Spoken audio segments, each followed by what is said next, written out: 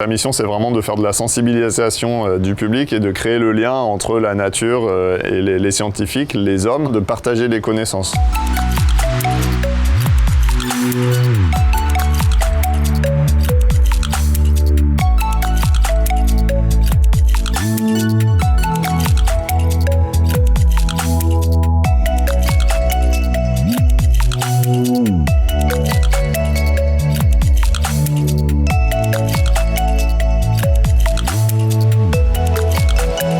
Nous, depuis mi-mars, le service aquarium, on a continué à travailler comme d'habitude, malgré le fait qu'il n'y ait plus de public. Pour nous, ça ne change pas grand-chose, puisque notre mission, c'est vraiment de prendre soin des animaux et des aquariums, et des milieux dans lesquels ils vivent, donc de contrôler la qualité de l'eau, de nourrir les poissons, de les soigner s'ils sont malades. Là, on est sur le plus grand bassin de l'aquarium.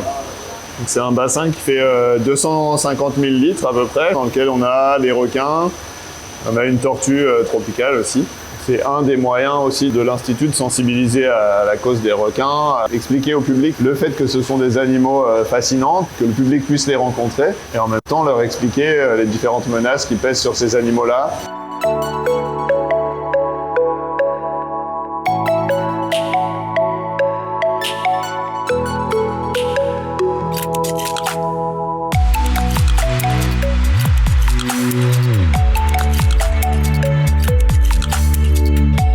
Ici, on est dans ce qu'on appelle la réserve de l'aquarium. En fait, c'est une zone qui n'est pas accessible au public, qui est une zone vraiment de travail pour nous. C'est dans cet espace vraiment du musée qu'on fait la culture du corail, qu'on fait la reproduction des poissons. On élève du coup les poissons dans notre pouponnière.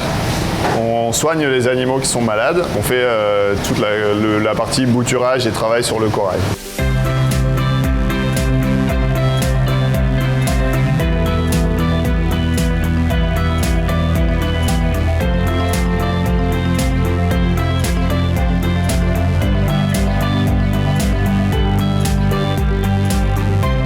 Nous, ici, présenter des tortues marines, ça nous permet d'expliquer évidemment la biologie des tortues, d'expliquer pourquoi elles sont menacées. On a notamment créé tout un mouvement autour de la fête sans ballon pour essayer d'interdire les lâchers de ballons, puisque les tortues sont des animaux qui sont très impactés par les lâchers de ballons qui finissent par retomber en mer, et les tortues en fait confondent les ballons avec des méduses.